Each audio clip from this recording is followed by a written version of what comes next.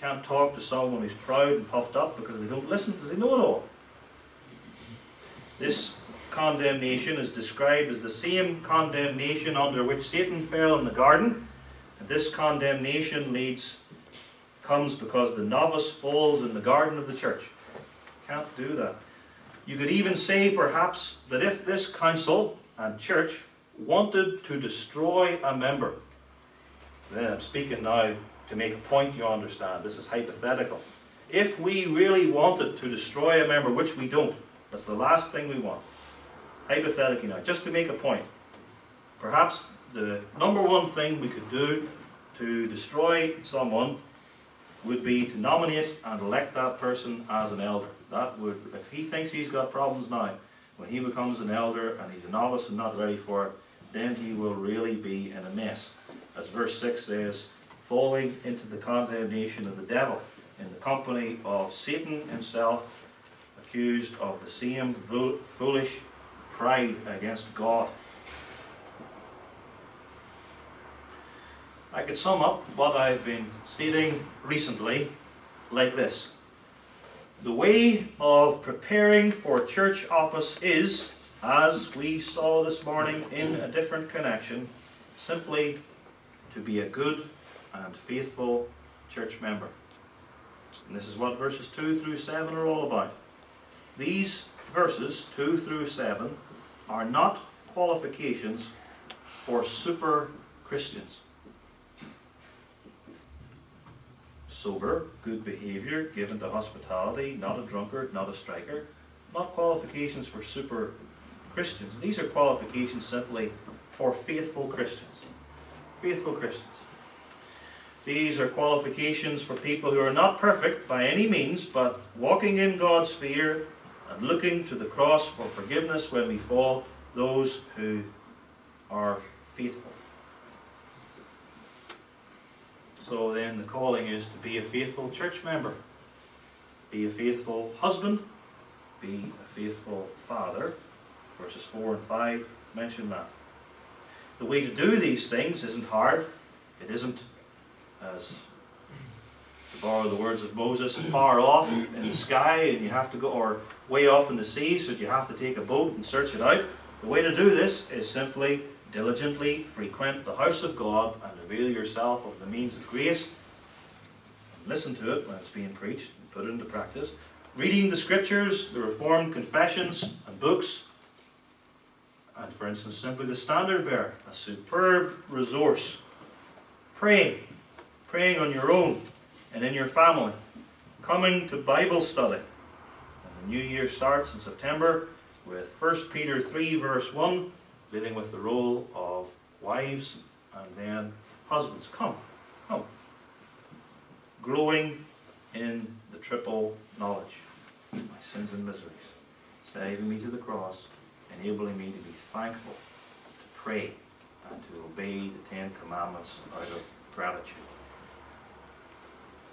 This is a true saying. If any man desire the office of a bishop, he desireth a good work, and where that right motivation of desiring is there, he will prepare himself the biblical way by growing in the graces mentioned in verses 2 through 7, and by being patient. If God calls you to be an office bearer now, then do it.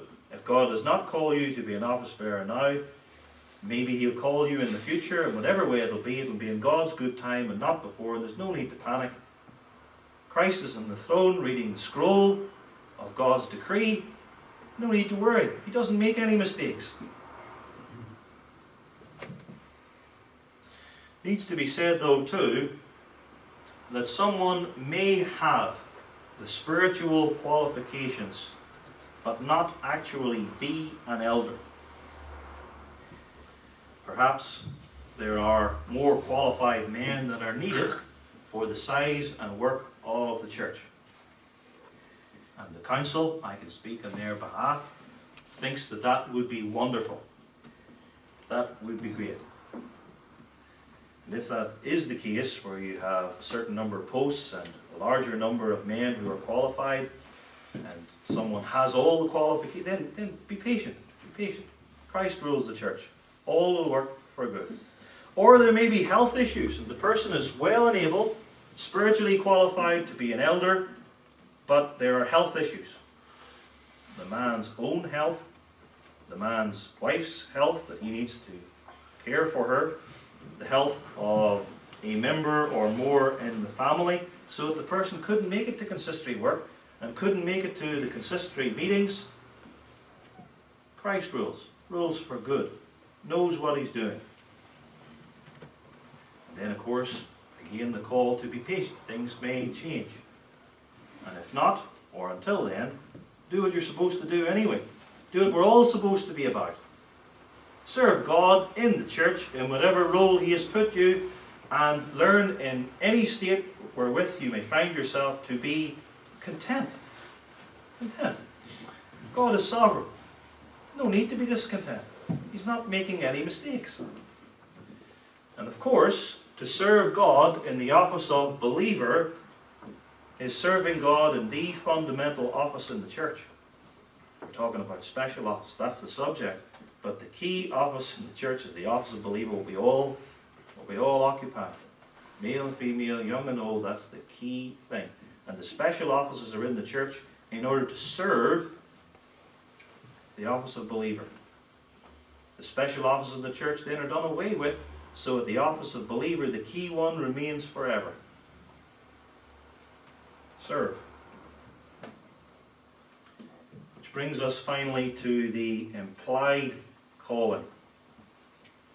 And the calling implied in this text, and presupposed through the two sermons today, and even stated at various points, is seek the office of elder. Men, not women. That's sin. Men, seek the office of elder. This is a true saying. If a man desire the office of a bishop, he desireth a good work. Seek the office of elder for its work, not its glory. That was this morning's sermon. Seek it with the right motivation, the glory of the triune God and the welfare of your fellow saints.